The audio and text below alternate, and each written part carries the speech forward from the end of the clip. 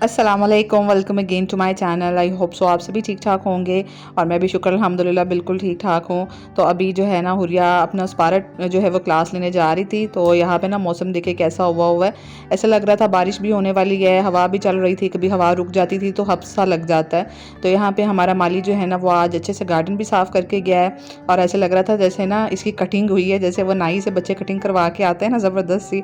तो वैसे आज हमारा लॉन ना बहुत प्यारा कटिंग करके खूबसूरत साफ़ सुथरा सा लग रहा था। और मैं सोच रही थी कि इसके किनारों पे ना दूसरे पौधे लगवाऊंगी अब, क्योंकि पहले जो मैंने इस पे पेटूनिया फ्लावर्स लगवाए थे ना वो मई की और जून की बहुत तेज़ धूपें लगने की वजह से ना सारे जल गए थे। और आप लोग अक्सर मुझसे ये क्वेश्चन भी कर रहे होते हैं मेरे सब्सक्राइबर्स कि आप वीडियोस जो है वो रेगुलरली नहीं बनाती हैं। तो इस पे पता है क्या मसला है, हब्स इतना ज़्यादा है, इतनी ज़्यादा गर्मी पड़ रही होती है और उसके अलावा ना मुझे घर पे भी इतने सारे काम होते हैं तो मैं कंसिस्टेंट ही नहीं हो पा रही हूँ। और गर्मी और हब्स इस कदर शदीद है ना कि इसमें वीडियो बनाना मुझे बहुत ही मुश्किल काम लगता है। तो आज जो है ना वो मैं ये तवा साफ़ करूँगी और आप लोग के साथ शेयर करूँगी। और ये तवा जो है ना मेरी शादी का है, शादी पे मुझे मिला था ये तवा, लेकिन मैंने ना इस पे बस कुछ ही अरसा रोटियां बनाई थी और फिर इसको ना मैंने इग्नोर कर दिया था, क्योंकि मेरे पास ना नॉन स्टिक तवे थे और मुझे वो ज़्यादा अच्छे लगते थे क्योंकि उस पर खाना नहीं चिपकता था। और वो मुझे बस ज़्यादा अट्रैक्ट किए और मैंने ना इसको बिल्कुल इग्नोर कर दिया। बट अभी जब से मैंने पढ़ा है ना कि नॉन स्टिक पे खाना खाना जो है वो सेहत के लिए बिल्कुल अच्छा नहीं है, तो मैंने ये आज अपना पुराने वाला तवा निकाल लिया और मुझे ये नहीं पता कि ये किस मटेरियल का है। मुझे जहाँ तक लगता है ना ये आयरन का है। और मुझे पक्का तो नहीं पता, अगर आप लोगों को पता है इसको देख के कुछ आपको समझ आता है तो मुझे कॉमेंट्स में बताइएगा कि ये कौन से मटीरियल का तवा है, क्योंकि मुझे तो ये आयरन का तवा लग रहा था। सो मैंने इसको चूल्हे पर रख के ना 5 से 7 मिनट तक अच्छे से गर्म कर लिया था। और अब मैं छुरी की मदद से ना इसके ऊपर सारा एक्स्ट्रा लगा हुआ जो चीज़ थी ना, जो जल जाता है तवा, वो मैं सारा इसको साफ़ कर रही थी अच्छे से। तवे को अगर आप 5 से 7 मिनट अच्छे से चूल्हे के ऊपर गर्म कर लेंगे ना, तो फिर ये किसी शार्प सी नाइफ से बड़े इजीली इसके ऊपर से ये सारा रिमूव हो जाएगा। ये देखिए कितना ज़्यादा इसके ऊपर से ये ब्लैकिश सा उतरा है, ये सारा जला हुआ तवा था जो कि मैंने इजीली जो है वो इसको गर्म करने पर ना इसके ऊपर से उतार लिया है। और अब मैंने 2 दफ़ा ये वाला प्रोसीजर रिपीट किया था, छुरी से मैंने उतार के साफ़ किया।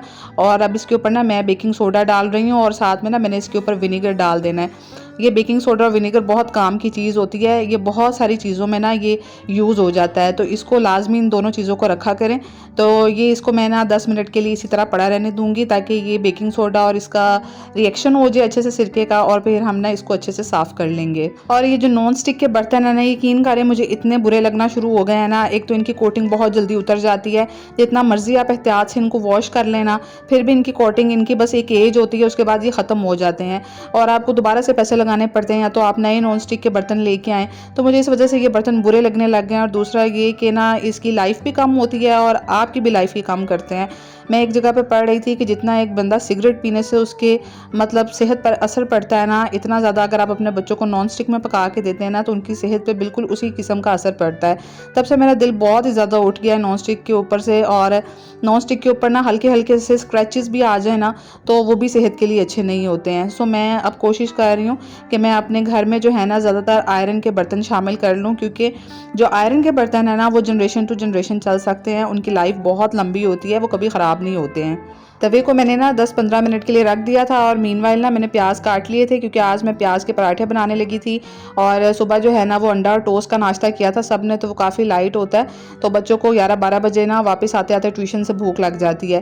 तो आज मेरा सालन बनाने का दिल नहीं था, मैंने सोचा रात को शाम में सालन बनाऊंगी और अभी जो है ना वो मैं प्याज के पराठे बना लेती हूँ। तो मैंने 3 प्याज लिए थे और इनको बारीक बारीक काट लिया था और यहाँ पे मैं प्याज को ना अलग कर रही थी। वैसे जब हम इसको फ्राइंग पैन में थोड़ा सा मसाले के साथ भूनेंगे ना तब भी ये बिल्कुल अलग अलग से हो जाएंगे। साथ ही मैं आटा गूंद लूँगी। आटे में मैंने 1 चम्मच नमक डाल के जो है ना वो इसको गूंद लिया था।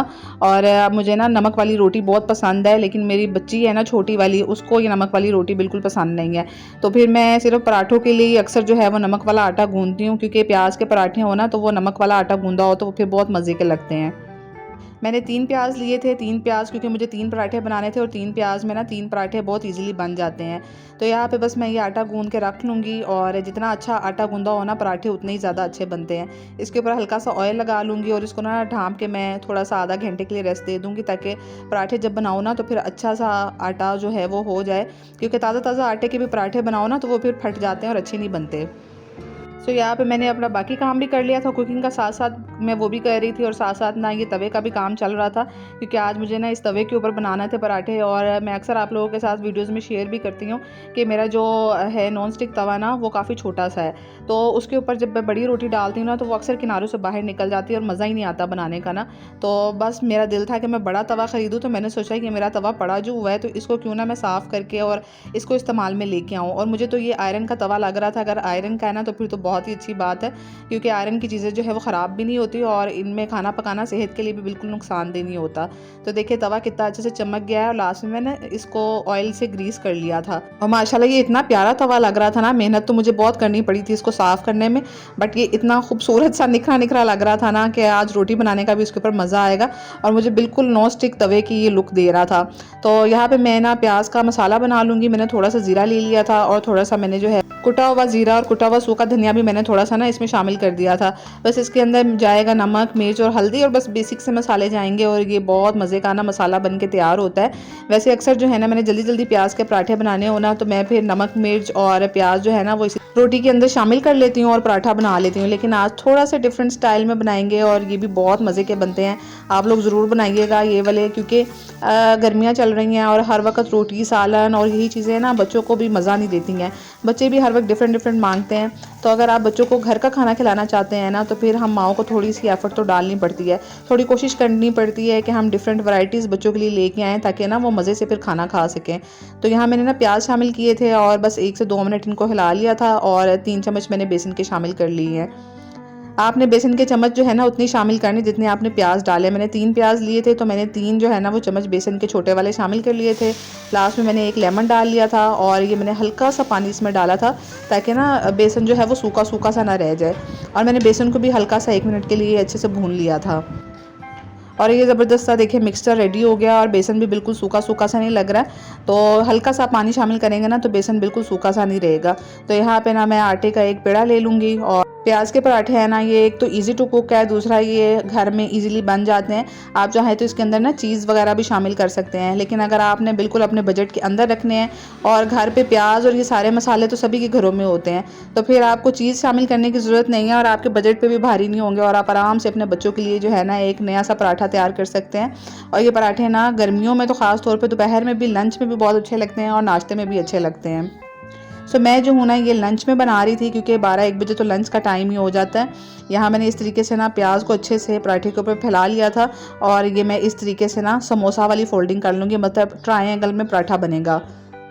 तो बस इस तरीके से ना बड़े आराम से इसकी फोल्डिंग हो जाएगी। इसके ऊपर थोड़े से मैंने कलौंजी डाल दी थी थोड़ा सा इसको अच्छी लुक देने के लिए। अगर नहीं भी है तो आप इसको स्किप कर दें। और इस तरीके से ना अगर आपसे नहीं बनता पराठा ना तो आप हाथ की मदद से ना इसके किनारे बिल्कुल पतले कर सकते हैं फ्लैट, और उसके बाद हल्का सा बेलन चला दें तो ये बड़ा ज़बरदस्त जो है वो इसकी शेप भी निकल के आएगी और इसके किनारे भी पतले हो जाएंगे। तो यह मैंने तवे के ऊपर डाल लिया था और मुझे तो आज तवा देख के भी इतनी खुशी हो रही थी कि कितना नीट एंड क्लीन साफ़ सुथरा हो गया था। थोड़ी सी मेहनत होती है लेकिन हम जो घर में चीज़ें बाज़ दफ़ा ऐसी फेंक देते हैं ना वो बड़े काम की होती हैं। तो यहाँ मैंने ना इसके ऊपर ऑयल लगा लिया था पराठे के ऊपर और दोनों साइडों पे ना मैं पराठे के ऊपर घी या ऑयल लाजमी लगाती हूँ क्योंकि मुझे दोनों साइडों पे लगाना पसंद है। और पराठे तो जब तक अच्छे से घी में ना बने हो तो मज़ा ही नहीं आता। और ये तवा भी माशाल्लाह से बड़ा है और इसके किनारे भी जो है ना मेरे पराठे के बिल्कुल बाहर नहीं निकल रहे थे, वरना मैं बिल्कुल नॉन स्टिक वाले पे बनाऊँ ना तो अक्सर ट्रायंगल जो मैं पराठा बनाती हूँ उसके किनारे ना तवे से बाहर निकल जाते हैं। तो यहाँ पे 2 पराठे मैंने पहले से रेडी कर लिए थे और ये लास्ट वाला भी मैंने उतार लिया है। सो ये सिंपल सी रेसिपी आप लोग भी ज़रूर अपने बच्चों को खिलाना, खुद खाना तो बहुत मज़े की बनती है। साथ में बिल्कुल प्लेन सिंपल वाला दही ले लिया था और ये बिल्कुल एक हेल्दी सा लंच और ब्रेकफास्ट ऑप्शन हो सकता है। तो इंशाल्लाह नेक्स्ट वीडियो में मिलूँगी। अल्लाह हाफिज़।